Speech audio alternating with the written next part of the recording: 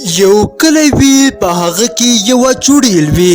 چوډیل په خپل شکار پسې ګرځي، یعنی انسانانو پسې. ډېرې ورځې شوې وي چې چوډیل انسانان نه وي خوړلي. دا د لیونیانو په شانتې په لارو کوڅو کې ګرځي په انسانانو پسې. دا وګوره، دا خو زما مخې له انسان را روان دی. زه خو ډېره زیاته وږې شوې یمه. ما ویل انسانان به کم ځای وي، خو دغه انسان خو زما مخې له په خپله را روان دی. اوس به زه دغه انسان نه پرېږدمه، دا انسان به وخورمه، زما به لوږه پرې ختمه شي. چوډیل وای دا خو چوډیل ده، وای دا به ما اوس خوري، دغه چوډیل به ما اوس وخوري. چوډیل ما ته څه مه وایه، زه چاته څه نه ویمه، زه ډېر ښه انسان یم. بیا هغه چوډیل ولګي او هغه انسان وخوري. چوډیل ډېره زیاته خوشحاله وي ځکه د یو انسان وخوړ. دا وایي چې زه به اوس بل خوا ځم ځکه دا مړه شوې نه وي. دا وایي چې زه به اوس بل خوا لاړه شم، زه به هلته انسانان وخورم. همدغه فکر کوي. په دغه ټایم کې سپوږمۍ هم راختلې وي.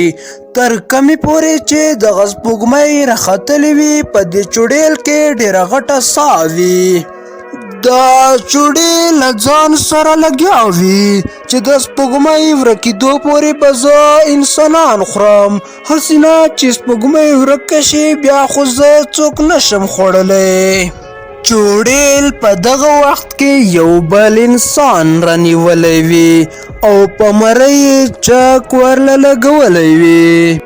انسان یې ساه وباسلې وي او انسان یې مړ کړی وي.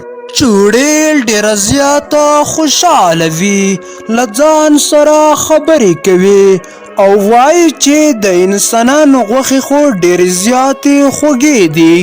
زه به داسې کوم، هر وخت به دې کلي ته راځم، هره شپه به یو یا دوه انسانان خورم. د ورځې خو زه انسانان نشم خوړی ځکه چې زه خو په لمر کې نشم ګرځېدی. زه د شپې راوځم، د ورځې نشم راوتلی. څومره خوږه انسانان دي. زه خو وایم چې هره شپه دغسې انسانان خورم، نو زما به ډېره زیاته لوږه ورکه شي. زه به هره شپه دې کلي ته راځم او په دې کلي کې به هره شپه یو یا دوه انسانان خورم. زه به ډېره زیاته خوشحاله وم په دې کلي کې.